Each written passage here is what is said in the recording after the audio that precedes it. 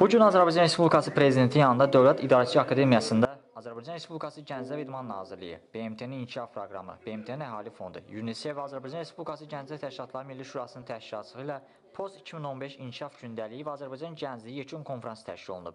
Tədbir BMT-nin Post 2015 İnkişaf Gündəliyi, dayanıqlı inkişaf məqsədlərinin təqdim olunması, Azərbaycanın yeni inkişaf gündəliyindəki prioritetlərin və problemlərin müzakirə edilməsi məqsədi ilə keçirilib. Tədbirdə yüksək dərəcəli dövlət rəsmiləri, təşkilatçı qurumların rəhbərliyi, Gənclər Təşkilatlarının rəhbər, səlahiyyətli nümayəndələri və fəal gənclər iştirak edib. Tədbir zamanı mövzu üzrə əlaqədar dövlət rəsmiləri və təşkilatçı qurumların rəhbərlərinin çıxışları dinlənilib. Azərbaycanda 2 il ərzində həyata keçirilən milli məsləhətləşmələrin nəticələri nəzərdən keçirilib, gənclər təşkilatları və fəal gənclərlə fikir mübadiləsi aparılıb.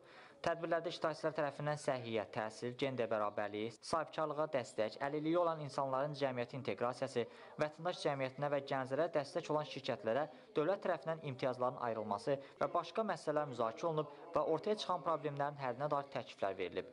Milli məsləhətləşmələr çərçivəsində toplanan fikirlər və layihənin video və təsvir hesabatı Birləşmiş Millətlər Təşkilatının baş ofisinə təqdim olunub. Bunun nəticəsində həyata keçirilən fəaliyyət və nəticələri BMT-nin İnkişaf Proqramının yekun hesabatına öz əksini tapıb. Bir neçə ildir ki, dünyada 2015-2030-cu il üçün dünya gündəliyinin, qlobal gündəliyinin formalaşdırılması müzakirə olunur. Bununla bağlı bir çox ölkələrdə milli məsləhətləşmələr keçirilib. BMT bu məsləhətləşmələri keçirmək üçün 88 ölkə seçibdir və bundan da biri məhz Azərbaycan olubdur və Azərbaycan hökuməti bu prosesə dəstək göstəribdir. Yalnız Azərbaycanda ümumi cəmiyyəti birləşdirən müzakirələrdən əlavə olaraq sırf gənclər üçün əlavə bir sosial qrup olaraq milli məsləhətləşmələr təşkil olunubdur. Ceyhun Rasimoğlu, İsa Məmmədov, Səs TV.